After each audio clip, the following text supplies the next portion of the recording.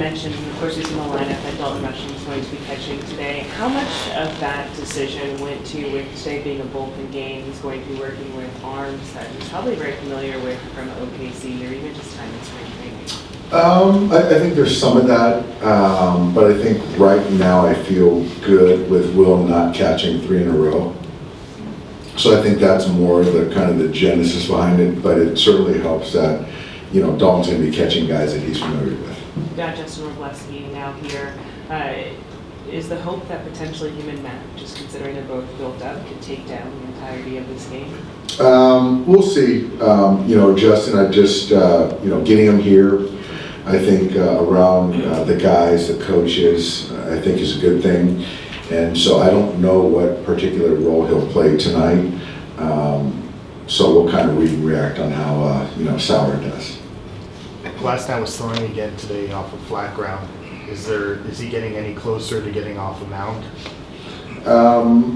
Yeah, I don't know when that's going to be, but from what I hear, that the catch play, the flat ground stuff has been good, but I'm not sure when he's going to get on the mound though.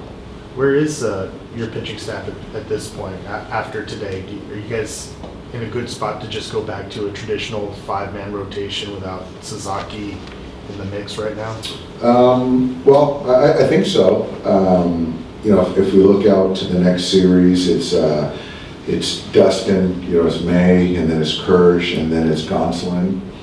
And then so, you know, for the next, you know, few days, and we'll see how it goes with Sauer going forward.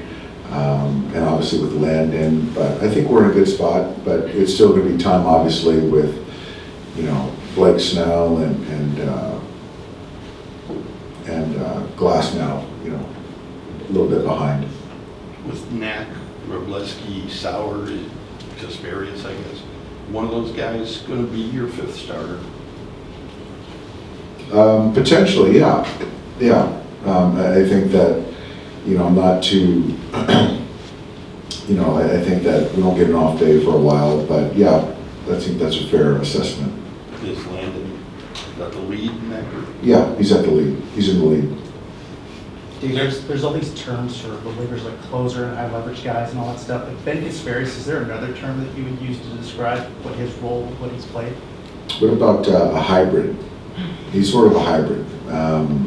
I think that looking out to this next series, that was sort of the thought of shortening them yesterday. But I think ideally the 2 to 3 innings is something that we see a value from Ben. The sort of success that he's had in that role, I mean, how would you describe the degree of difficulty to have that kind of success in that role? Very difficult. Certainly you got to be talented. You have to be adaptable.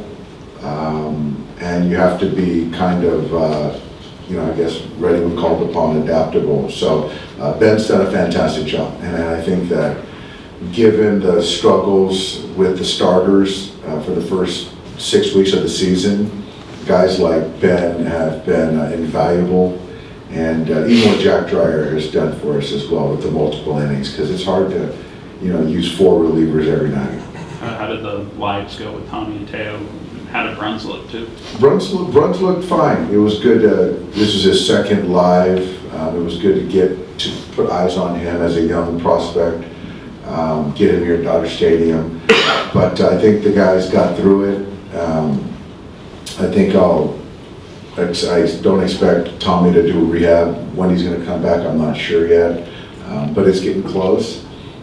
Teo, I'm gathering that a rehab, a couple games potentially might happen, and so with that, he probably won't be back till next week. So, but it's a day-to-day situation. Could Tommy be back before next week? By close? Or? We'll see. I mean, it's certainly a possibility. Yeah. Is there anything special you tell guys when they're going to make their debut? On the day of, no, I talked to Dalton yesterday. He was on the bench, sitting with me and Bob. Talked about, you know, their hitters, their tendencies, what our hitters are doing. I asked him who's in town. But as far as today, I don't say anything. I'm just letting him get ready to go play a ball game. I noticed that yesterday that whenever we were pitching, he would go and kind of seek you and Bob out. Was that kind of him doing that, or did you all, I guess, ask him to? No, that was him initiating, which is a good sign. He has to go over the signs from the bench, and I thought it was helpful to kind of, talk through approach and what, their guys look like. A lot of the same guys in the lineup today, so things like that. But that was on him.